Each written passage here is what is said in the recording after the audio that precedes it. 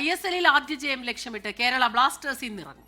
കൊച്ചി ജവഹർലാൽ നെഹ്റു സ്റ്റേഡിയത്തിൽ രാത്രി 7 മണിക്ക് നടക്കുന്ന മത്സരത്തിൽ പഞ്ചാബ് FC ആണ് എതിരാളികൾ.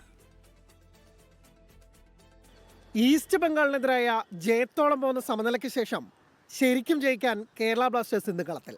92-ാം മിനിറ്റിലെ മുഹമ്മദ് അജ്സലിന്റെ ഗോളായിരുന്നു തുടർച്ചയായ 5ാം തോൽവി ഒഴിവാക്കി ബ്ലാസ്റ്റേഴ്സിന് ആദ്യ പോയിന്റ് സമ്മാനിച്ചത്.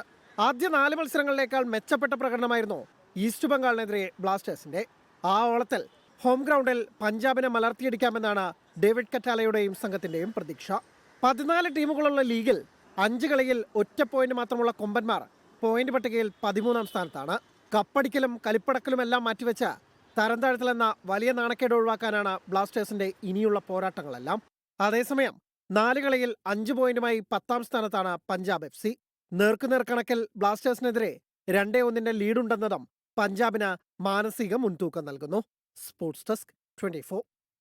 ലോകത്തെവിടെയായാലും ഏത് സമയത്തും 24 വാർത്തകളും ഓഗ്മെന്റഡ് റിയാലിറ്റി പാക്കേജുകളും എക്സ്പ്ലെയിനറുകളും വിശദമായി കാണാൻ ഞങ്ങളുടെ യൂട്യൂബ് ചാനൽ നിങ്ങൾക്ക് സബ്സ്ക്രൈബ് ചെയ്യാം.